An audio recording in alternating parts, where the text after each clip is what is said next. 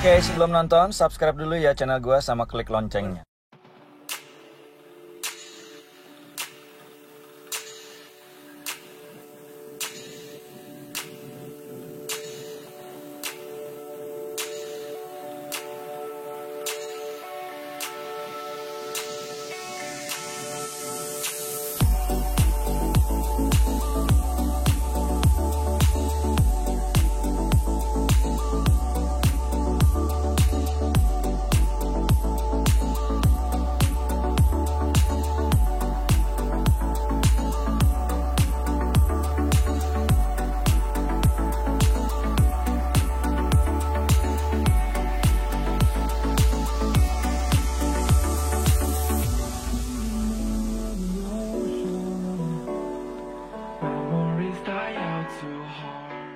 Oke, ini kembali lagi sama gue nih di acara ngobrol-ngobrol santai. Ini kali ini gue ada bukan kedatangan sih, ngobrol sama ketawa aja.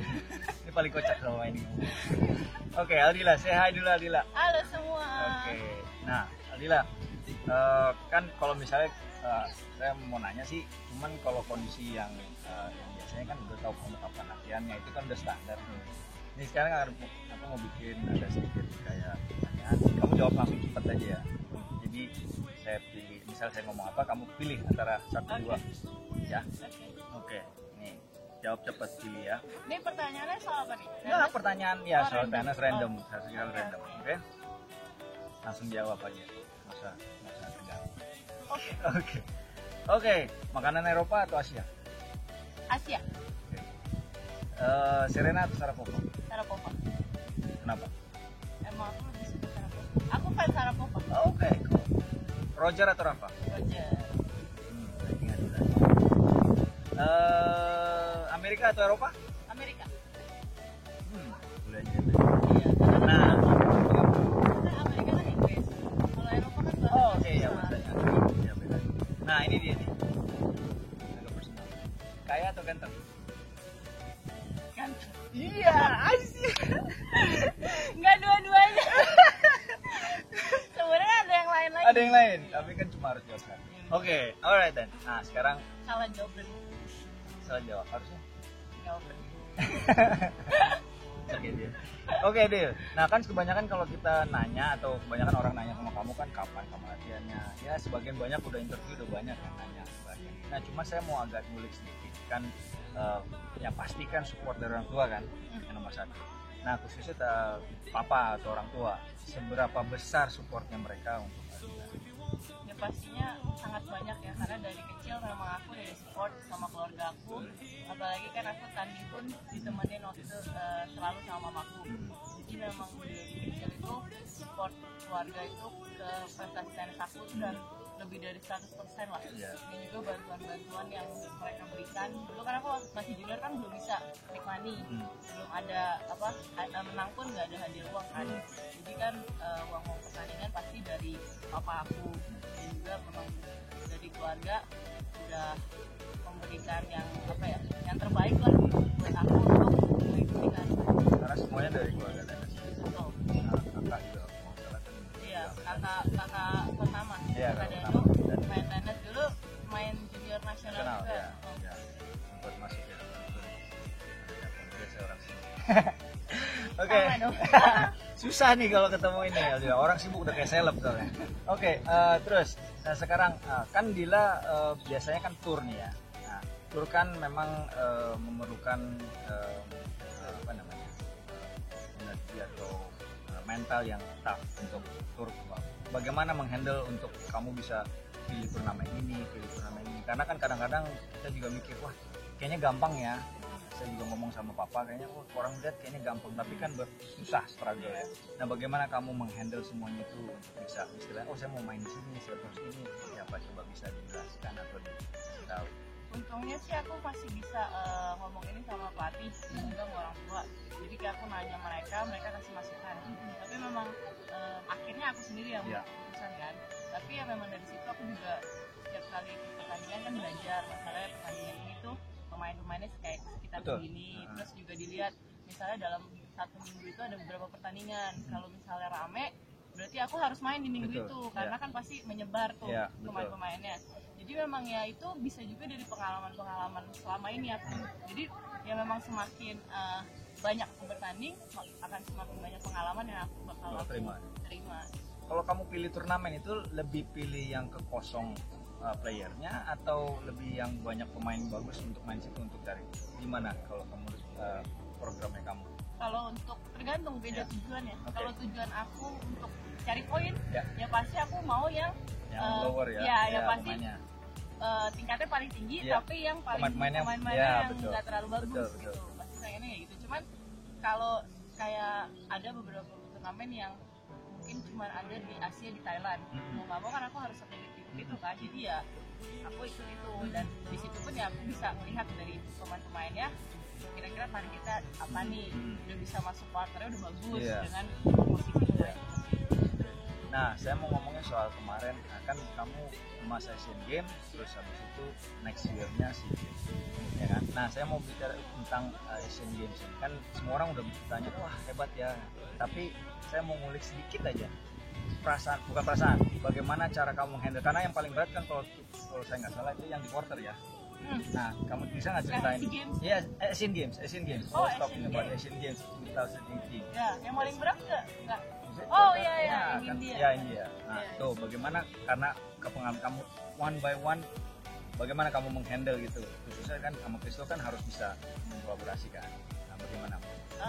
Sebenarnya yang udah lumayan berat dari 2017 besar kan. Ya, betul, Thailand, betul ya. Itu dari situ aja, maksudnya kayak mungkin karena untungnya kita lawan mereka dulu yang Thailand, jadinya bisa dilihat kalau oh kita bisa nih ngelawan mereka. Kita level kita tuh udah di sana, dan kita saat kita menang lawan Thailand itu percaya diri kita kan naik, makin lama makin naik kan. Nah yang pas di babak quarter final itu mungkin juga kita beruntung karena yang salah satu yang cewek itu udah main 3 nomor. Iya, main 3 nomor ya.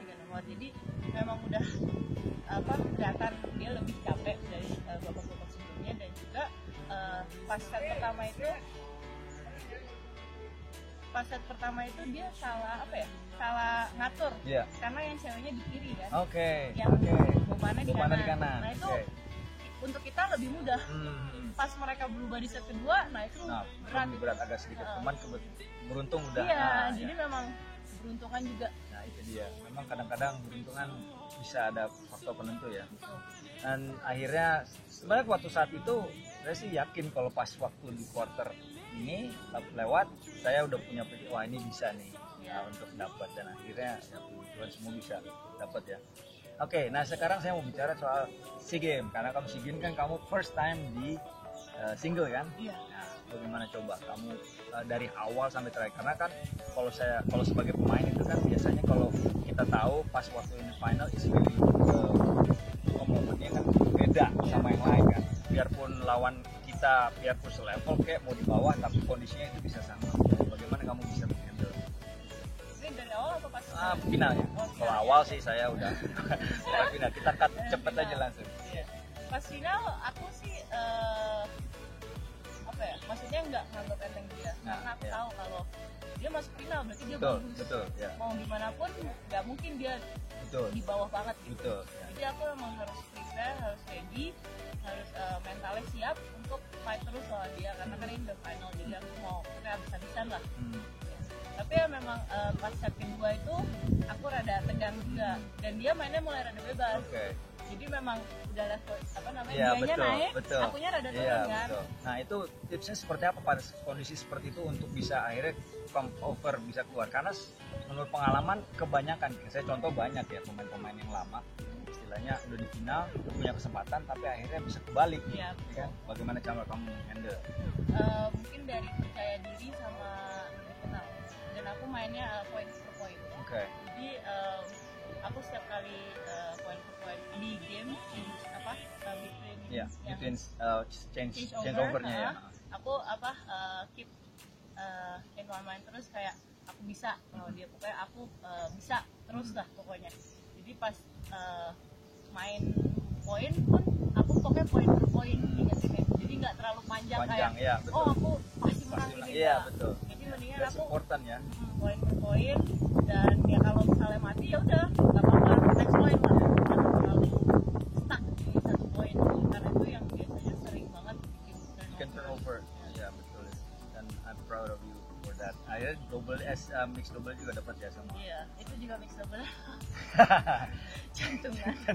Ya, Tapi udah. sampai jantungan yang babak kedua. Oh ya, yang lawan si Fred ya. Iya. Nah, itu memang saya juga pikir bahwa ini kalau lepas juga Iya. next saya juga bagus. Oke, kamu kan sempat kuliah di Amerika.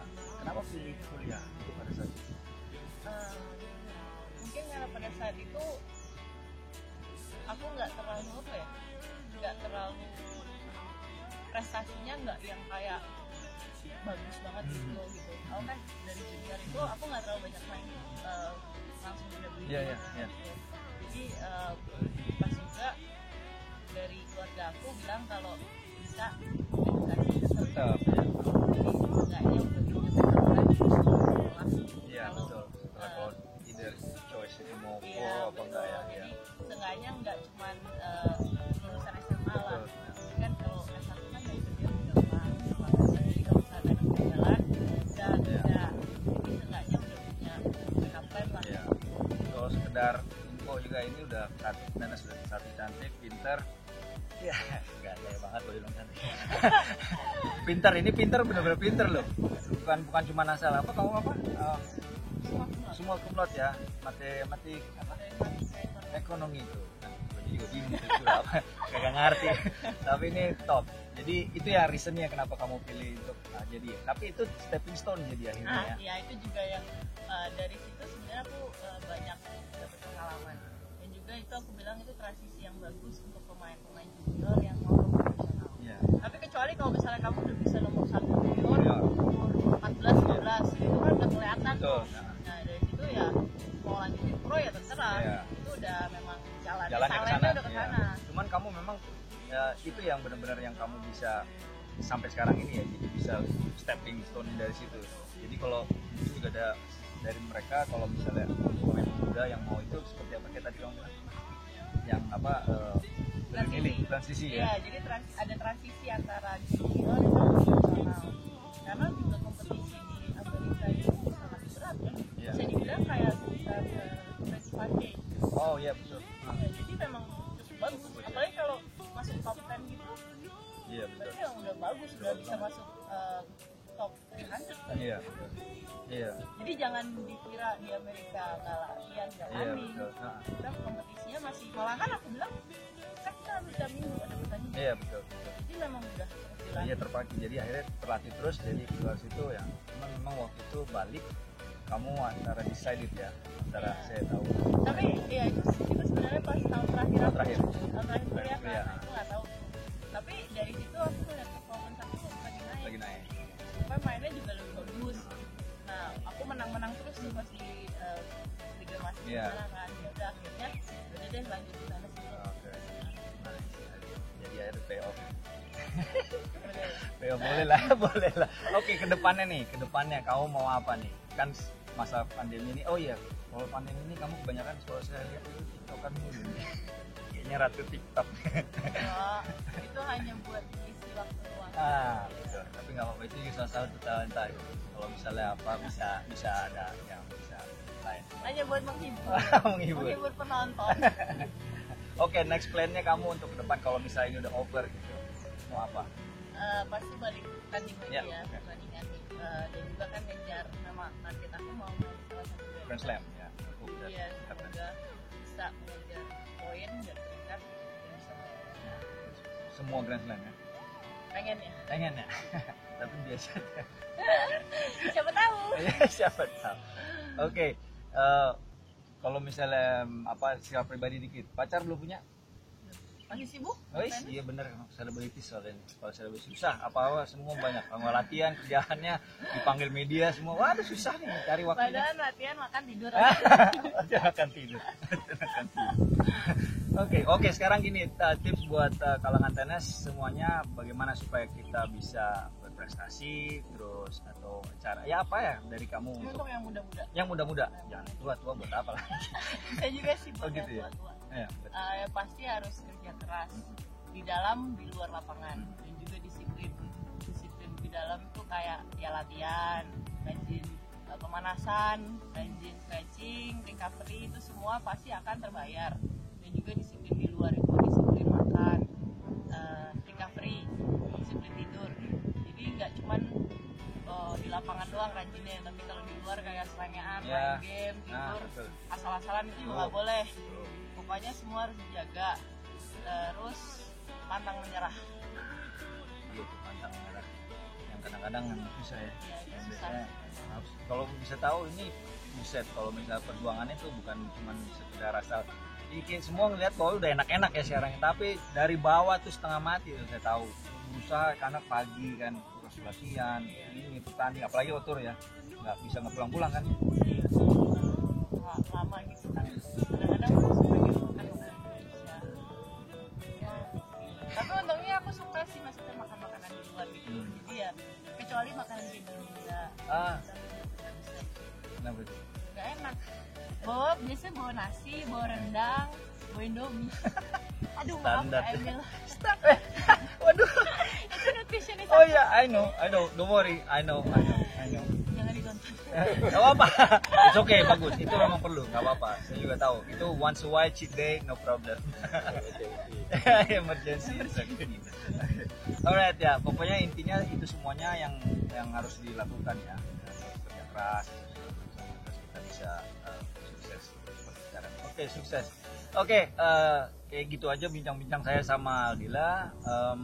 Jangan lupa nih, tahu ya, Dil, kamu punya Instagram sama itu kan? Ya, itu jangan lupa ya, follow di bawah nih ya, nanti ada di bawah. Di bawah Instagram aku ya, Instagram. Kamu karena juga ada YouTube ya? YouTube juga ada. Ya, YouTube-nya juga di subscribe di ya. bawah ini. Iya, pokoknya di bawah nanti. Pokoknya di bawah semua ya, deh. semua ada di bawah. Oke, ya udah kalau gitu thank you Dila. Jangan lupa juga nih subscribe video gue ya. Di bawah ini juga. Subscribe Dila juga. Jangan lupa di share dan juga di klik loncengnya. Oke? Ya udah, thank you. Mungkin next time lagi gue akan sambung videonya. Ya, Dila, thank you ya. Thank you Kak. Thank you. Bye bye. See you. Bye. Semua.